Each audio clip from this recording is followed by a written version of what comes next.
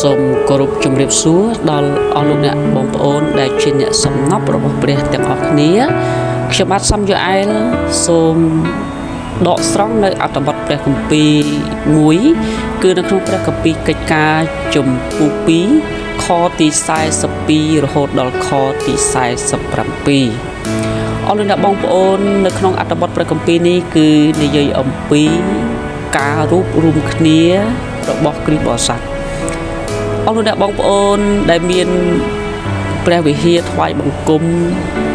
លោកគ្រូអ្នកគ្រូឬក៏អ្នកដឹកនាំនៅក្នុងព្រះវិហារទាំងអស់គឺដាច់ខាតត្រូវតែមានចិត្តដូចគ្នានិមិត្តដូចគ្នាជំនឿដូចគ្នាទើបអាចកសាងនៅក្រុមជំនុំរបស់អស់លោកអ្នកបងប្អូនលោកគ្រូអ្នកគ្រូអាចនឹងរីកចម្រើនបានហើយពិសេសទៅទៀតនោះដែលมันអាចខ្វះបាននោះគឺសេចក្តីជំនឿដូចគ្នាសេចក្តីជំនឿដូចគ្នាបានន័យថាយើងជឿទៅលើព្រះយេស៊ូវគ្រីស្ទដែលជាព្រះសង្គ្រោះរបស់យើងដូចគ្នាហើយនៅពេលដែលយើងមានសេចក្តីជំនឿដូចគ្នារួបរวมគ្នាព្រះវិហារអស់លោកអ្នកបងប្អូននឹងមានការរីកចម្រើនហើយសូមឲ្យក្រុមជំនុំក៏ដូចជាអ្នកដឹកនាំនៅក្នុងព្រះវិហារបានរួបរวมគ្នានៅក្នុងការដែលធ្វើកិច្ចការទាំងអស់នេះអស់លោកអ្នកបងប្អូនជាទីស្រឡាញ់រាប់អានពិតណាស់มันមានភាពងាយស្រួលទេនៅក្នុងការដែលយើងចូលរួមធ្វើការជាក្រុមអស់លោកអ្នកបងប្អូននៅពេលដែលអស់លោកអ្នកបងប្អូនបម្រើព្រះអង្គ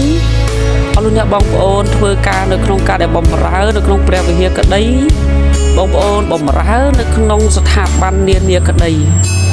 កិច្ចការដែលសំខាន់នោះគឺការរួបរวมគ្នានិងមានការមើលឃើញទៅនិមិត្តរួមគ្នាដូចគ្នាដែរលោកគ្រូអ្នកគ្រូដែលជាអ្នកដឹកនាំក៏ដូចជាក្រុមជំនុំទាំងអស់គឺត្រូវតែមានចិត្តតែមួយនៅក្នុងការដែលចូលទៅចំពោះព្រះអង្គហើយសូមឲ្យព្រះអង្គធ្វើការនៅកណ្ដាលអស់លោកអ្នកបងប្អូនថ្ងៃនេះខ្ញុំបាទសំយោអែលនឹងដកនៅព្រះគម្ពីរកិច្ចការជំពូក2ខទី42ដល់47ដើម្បីនឹងចែកចាយដល់អស់លោកអ្នកបងប្អូនដែរហើយខគម្ពីរនេះក៏ជាខគម្ពីរមួយដែលខ្ញុំចូលចិត្តហើយជាខគម្ពីរមួយដែលរំលឹកខ្ញុំនៅក្នុងការដែលបម្រើព្រះអង្គនៅក្នុងការដែលធ្វើឲ្យក្រុមជំនុំរីកចម្រើនអស់លោកអ្នកបងប្អូនត្រូវតែដាក់ជីវិតនៅក្នុងការដែលបម្រើព្រះអង្គក្រុមជំនុំត្រូវតែដាក់ជីវិតនៅក្នុងការដែលជឿទៅលើព្រះអង្គនៅកន្លែងនេះយើងចង់និយាយថាអស់លោកអ្នកបងប្អូនការដែលទទួលជឿលើព្រះអង្គមិនមែនតែមួយថ្ងៃពីរថ្ងៃនោះទេអស់លោកអ្នកបងប្អូនត្រូវតែដើរជាមួយព្រះអង្គជារៀងរាល់ថ្ងៃហើយអស់មួយជីវិតរបស់អស់លោកអ្នកបងប្អូនទើបអាចនៅក្នុងការដែលក្រុមជំនុំក៏ដូចជាព្រះវិហារអស់លោកអ្នកបងប្អូនកាន់តែរីកចម្រើននៅក្នុងព្រះគម្ពីរកិច្ចការជំពូក2ខ42ដល់47បានចែងថាអ្នកទាំងនោះក៏នៅតែព្យាយាមក្នុងសេចក្តីបង្រៀនរបស់ពួកសាវកហើយក្នុងសេចក្តីប្រកបគ្នាព្រមទាំងការកាច់នំប៉័ងនិងសេចក្តីអធិដ្ឋានផងគ្រប់គ្នាកើតមានចិត្តកោតខ្លាចហើយមានការអស្ចារ្យនិងទីសម្គាល់ជាច្រើនកើតមកដោយសារពួកសាវកដែរពួកអ្នកដែលជឿទាំងប៉ុន្មានក៏នៅជាមួយគ្នាហើយមានរបស់ទាំងអស់នៅមូលព្រមគ្នាគេក៏លក់ទ្រព្យសម្បត្តិនិងរបស់ទាំងប៉ុន្មានចែកដល់គ្នាតាមដែលគ្រប់គ្នាត្រូវការ រាល់តែថ្ងៃគេនៅតែព្យាយាមនៅក្នុងព្រះវិហារដោយមានចិត្តព្រមព្រៀងគ្នាឯកាលនៅផ្ទះក៏កាច់នំប៉័ងហើយបរិភោគអាហារដោយអំណរនិងចិត្តស្មោះត្រង់ព្រមទាំងសរសើរដល់ព្រះហើយបណ្ដាជនទាំងអស់គ្នាក៏រាប់អានគេចំណែកព្រះអង្គម្ចាស់ទ្រង់ក៏បន្ថែមនៅអង្គអ្នកដែលកំពុងតែបានសង្គ្រោះរាល់តែថ្ងៃទៅក្នុងពួកជំនុំថែមទៀតអាមែនបាទនេះគឺជាព្រះគម្ពីរមួយដែលខ្ញុំស្រឡាញ់ហើយខ្ញុំចូលចិត្តអានហើយខ្ញុំក៏ចូលចិត្តនៅក្នុងការចែករំលែកទៅដល់ពួកជំនុំដើម្បីឲ្យពួកជំនុំក៏ដូចជាអ្នកបម្រើពន្ធកិច្ចទាំងពេញពេលទាំងពាក់កណ្ដាលពេលឬក៏ការបម្រើផ្នែកណាមួយក៏ដោយបើយើងជាពួកជំនុំនៅក្នុងព្រះវិហារណាអស់លោកអ្នកបងប្អូនខ្ញុំលើកទឹកចិត្តអស់លោកអ្នកបងប្អូនត្រូវតែឈរជាប់នៅក្នុងក្រុមជំនុំនិងព្រះវិហារដែលលោកអ្នកបងប្អូនកំពុងតែបម្រើនិងថ្វាយបង្គំ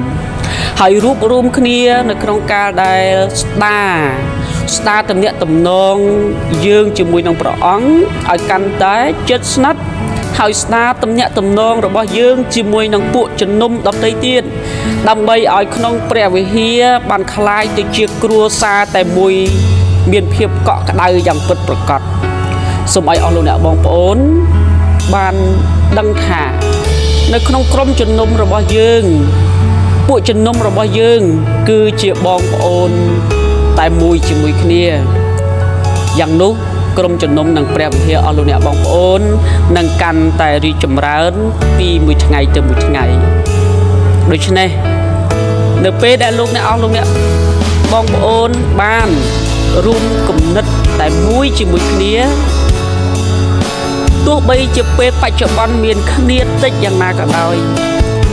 ព្រះអង្គនឹងបន្ថែមចំនួនមនុស្សចំនួនអ្នកជឿថ្មីបន្ថែមទៀតដល់អស់លោកអ្នកបងប្អូនដោយគ្រាន់តែអស់លោកអ្នកបងប្អូនព្យាយាមនៅក្នុងសេចក្តីបង្រៀនជាមួយគ្នាដោយគ្រាន់តែបងប្អូនព្យាយាមនៅក្នុងសេចក្តីប្រកបជាមួយគ្នាដោយព្រោះតែបងប្អូននៅតែព្យាយាមនៅក្នុងការដែលរួមគ្នាជាមួយគ្នាដែរជាពិសេសអស់លោកអ្នកបងប្អូនខ្ញុំសង្កត់ធ្ងន់នៅខទី46និង47សូមឲ្យយើងជាគ្រីស្ទបរិស័ទសូមកុំឲ្យធ្វើជាគ្រីស្ទបរិស័ទនៅតែក្នុងព្រះវិហារតែនៅផ្ទះយើងមិនមែនជាគ្រីស្ទបរិស័ទដូច្នេះសូមឲ្យយើងបានរស់ចេញមកគឺជាអ្នកដែលដើរតាមព្រះយេស៊ូវគ្រប់កលៈទេសៈទាំងអស់ហើយនៅខទី47អស់លោកអ្នកបងប្អូនបានមើលជាមួយគ្នានៅពេលណាដែលយើងរួបរวมគ្នាព្រះអង្គក៏បន្ថែមនៅអស់អ្នកដែលកំពុងតែបានសង្គ្រោះមកយើងរាល់គ្នាជារៀងរាល់តែថ្ងៃហើយបន្ថែមចំនួនមនុស្សដល់ពួកជំនុំយើងកាន់តែច្រើនទៅតាមរយៈការរួបរวมនិងការកសាងសេចក្តីជំនឿជាមួយគ្នាដូច្នេះសូមអស់លោកអ្នកបងប្អូនដែលជាគ្រីស្ទបរិស័ទហើយលើកទឹកចិត្តដល់ក្រុមជំនុំរបស់ព្រះវិហារនីមួយជាពិសេសព្រះវិហារកណ្ដាលដែលនៅទីនេះសូមយើងរួមគ្នានៅក្នុងការដែលបម្រើព្រះអង្គរួមទាំងចិត្តគំនិតរួមទាំងសេចក្តីជំនឿសូមព្រះប្រទានពរអាមែន